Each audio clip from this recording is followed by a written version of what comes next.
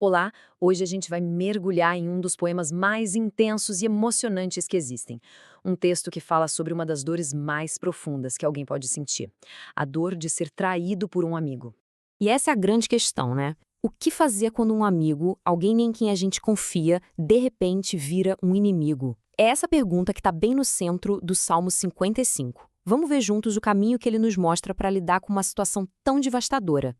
Olha, o Salmo não começa com uma reflexão tranquila, não. Ele já abre com um grito desesperado, um pedido de socorro de alguém em pânico. Tudo indica que quem escreveu foi o rei Davi, e num dos piores momentos da vida dele, quando o próprio filho, Absalão, liderou uma rebelião com a ajuda de um conselheiro super próximo de Davi, Aitofel. As palavras que Davi usa são tão fortes que a gente consegue sentir o que ele sentiu. É um retrato muito claro de como a dor da alma afeta o corpo. A angústia era tanta que se transformou numa crise física, mostrando essa ligação profunda entre o que vai por dentro e o que a gente sente por fora. A honestidade aqui é algo que impressiona, né? A gente está vendo uma pessoa de uma fé imensa admitir que está completamente dominada pelo medo. Isso nos ensina uma coisa muito importante. Ter fé não nos blinda da dor ou do desespero, mas nos dá um caminho para atravessar tudo isso. E essa imagem, querer ter asas de pomba para voar para longe, isso revela um instinto que todo mundo tem quando a dor é demais, né? Aquela vontade de simplesmente escapar, de fugir e encontrar um lugar de descanso, bem longe de todo aquele sofrimento. Só que o salmo vai mais fundo. A dor que Davi sentia não vinha de um inimigo qualquer, um inimigo declarado. A verdadeira fonte da sua agonia era muito mais pessoal, era a ferida de uma traição. E aqui está o X da questão. Se a ofensa viesse de um inimigo, Davi disse que aguentaria, que se esconderia. É o que se espera de uma batalha, certo?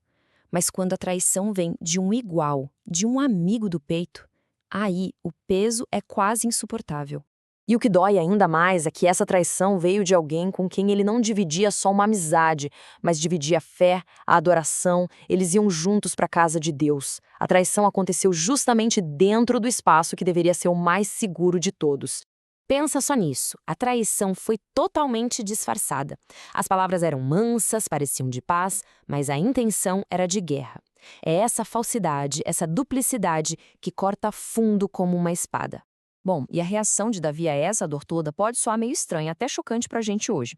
Ele não tenta se vingar com as próprias mãos, mas ele clama, ele pede com força para que Deus faça justiça contra os inimigos dele. Para a gente entender bem versos pesados como que a morte os assalte, é fundamental perceber que isso não é um desejo de vingança pessoal, é um apelo desesperado por justiça. Na verdade, é um ato de fé. É como se ele entregasse a causa nas mãos de Deus e pedisse: Senhor, o juiz justo é o Senhor, por favor intervenha e faça esse mal parar. E é bem no meio dessa tempestade toda de emoções, de medo e de raiva que o salmo dá uma virada incrível. O foco muda e a gente vê nascer uma poderosa decisão de confiar.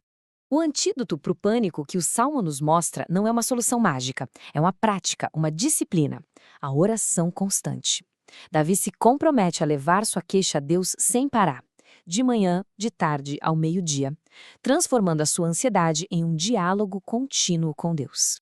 Sabe aquela ideia de ter asas de pomba para fugir? Então, aqui ela muda de figura. O escape de verdade não é ir para outro lugar. É uma fuga espiritual. Em vez de tentar carregar o fardo para longe, Davi aprende a entregar esse fardo. E aqui a gente chega no coração da mensagem do Salmo. A solução não é levar o problema para um deserto distante. A solução é lançar o fardo sobre o Senhor, confiando que Ele tem o poder e o carinho para nos sustentar no meio da dificuldade. Para a fé cristã, toda essa história de dor e de confiança de Davi ganha um significado ainda mais completo e profundo na vida de Jesus Cristo. A traição que Davi sofreu de Aitofel funciona como uma sombra, um prenúncio da traição suprema que Jesus sofreria de Judas. As semelhanças são impressionantes e nos mostram um padrão na grande história da redenção. O próprio Jesus, aquele que estava sendo traído, sentiu na pele a mesma agonia. Aquele pânico, aquele pavor que a gente lê nos versículos 4 e 5, Jesus viveu isso no Getsêmani. Ele entende perfeitamente essa dor.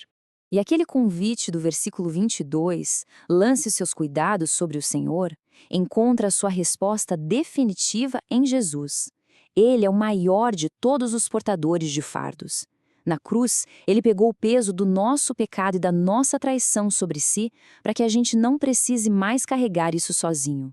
E assim, depois de todo o caos, a dor e a traição, o Salmo se encerra com uma declaração de fé, uma escolha simples, mas extremamente poderosa. Eu, todavia, confiarei em ti. É decisão de continuar confiando, mesmo no meio da tempestade. Então, este salmo nos deixa com uma escolha que atravessa os séculos. Diante da dor da traição, a gente vai buscar asas de pomba para fugir ou vai escolher entregar nosso fardo àquele que foi traído em nosso lugar e que nos promete sustento.